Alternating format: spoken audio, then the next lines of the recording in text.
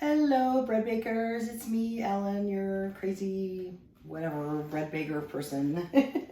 I'm not going to do a whole bread in front of you today. I just want to show you a little weird, fun cookie variation that I came up with that works. The last video or so that I made was on challah, which is the Jewish egg bread. And the ingredients are water, eggs, grapeseed oil, honey, bread flour, sugar, salt, and yeast. So I wanted to show you that I came up with a strange idea one time. We make a lot of roast chicken, and the drippings, from the chicken are delicious. And so what I normally do is strain them out and put them in the freezer. And usually I make rice, chickeny rice with them, and it's just the killer best. So one day, maybe, I don't know, 8 months ago, I opened my freezer and I saw the drippings and I went, could I put those in a bread? And I tried making challah with it. So I had the drippings, kind of not the prettiest looking thing, but they're delicious. And also the fat that was on top. So basically what I tried is using the drippings in place of the water and the fat in place of the oil. And I forgot to get 2 eggs out. Let me grab my eggs. So anyway, that's what I did. And I didn't know if it would work, but I do know that liquid is liquid, right? Liquid is liquid. And this wouldn't have sugar in it, or it might have a little salt, but it didn't have sugar in it.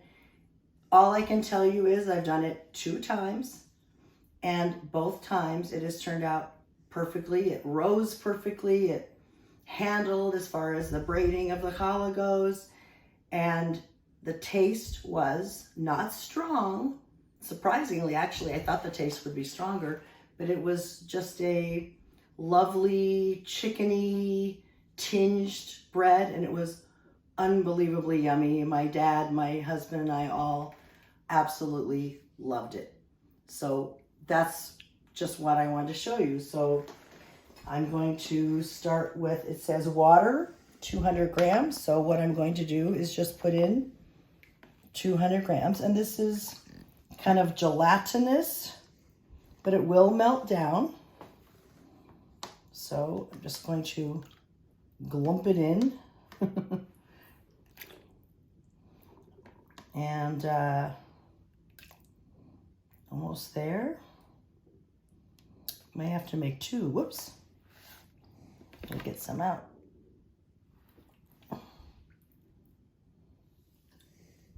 All right. 202 is close enough. So I'm going to put that into my bread pan. And even though it's sort of a semi-liquid, semi-solid, it will be a liquid. When the rest cycle is complete, it will be melted down. It will, come apart, and it will be a liquid because it's almost there now. And now I need my 2 eggs.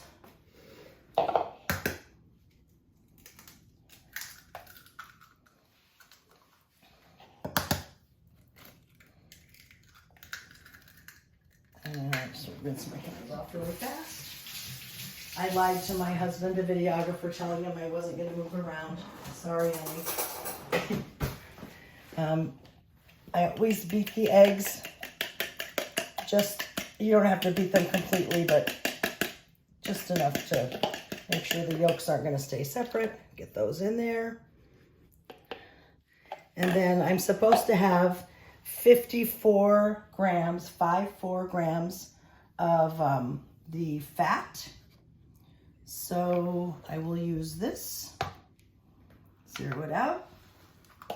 And instead of grapeseed oil, I'm going to use the chicken fat. And this, when my husband makes the roast chicken, he puts mirepoix, carrots, onion, celery in the bottom of the pan, and then he puts the chicken in, and then he seasons it with garlic powder and rubs some oil, some Lowry seasoned salt, some paprika. Is there anything else? No, he's nodding his head no. And so all of those things have gone into the flavor. That's why this is not like pure chicken fat. Has vegetable stuff in it, vegetable flavorings, I guess. So I need 54 grams. And I know this could look yucky to some people. I respect that. But the outcome, oops, got a little bit too much. So I will tell you something, that I have added more fat to a lot of recipes. Now this, I'm sticking to it for you, but I have added twice the butter to certain recipes, way more oil to certain recipes. It has never ruined the outcome. Don't know why. Not one of those bakers who knows all the chemistry stuff. All I can tell you is I've added more and it's worked. But I will do exactly. Okay? Oh, I'm gonna need something to scrape. Well, maybe I can use this. I can use this spoon to get it all in there. Also, because some of it sticks, I'm just gonna add about a little bit more so to counteract for what's sticking in here. And that's what I always do. Nothing ever gets ruined from it, so there you go. Okay, I need honey. I need 40 grams of honey. Now, if I put honey directly into this, it will stick and it will be hard to get out. So I'm just going to spray the inside of this with non-stick spray. And if I'm lucky today, the honey will not stick. Usually what I do is I measure the grapeseed oil in here first. And then after I've measured the grapeseed oil, weigh the grapeseed oil, I tear it out and add the honey right to the grapeseed oil, and it all comes out at once. So I need 40 grams. Slow down. Whoop. No, that much. 1.5 grams will probably just maybe stick. But watch how. Do you see how it's coming out? Well, not as good as with the grapeseed oil.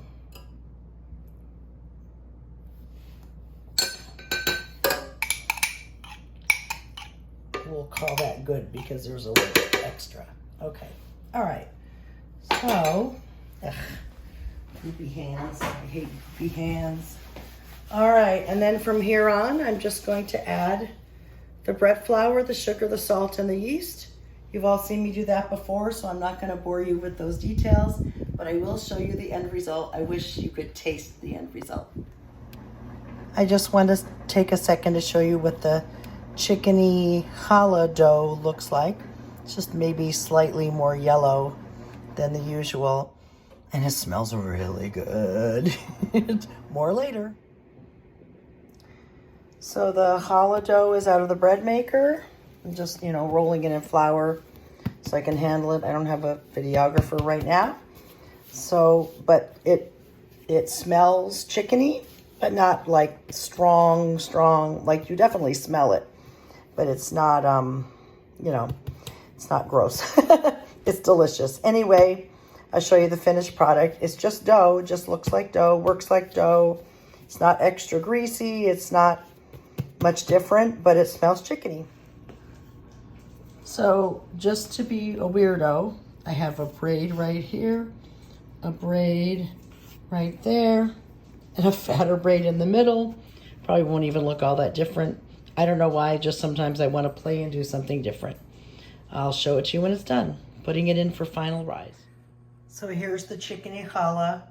After its final rise, I'm about to egg wash it. And so you can see that it's definitely doubled in size, and it will puff up even more when it's baking, I'm pretty sure. You may notice behind it that I have 2 other breads because I usually do 3 at a time since I have 3 bread machines. This is a rye bread, and this is kind of it's a pumpernickel bread, but if I don't put the caraway seeds in it, it tastes more like a brown bread, something we used to call squaw bread that you're not supposed to say anymore. It's not PC. So Anyway, but it's it has a lot of molasses in it. It's really, really good. So I will show you the chickeny flavored challah once it is baked.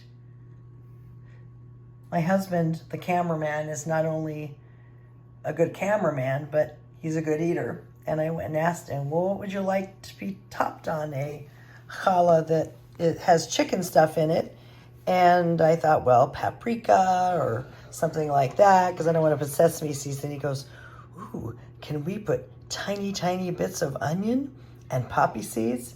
So I said, well, if you cut the onion. So he did, and we did, and this is going in the oven. Here is the fully baked chickeny challah that has poppy seeds and onion on top.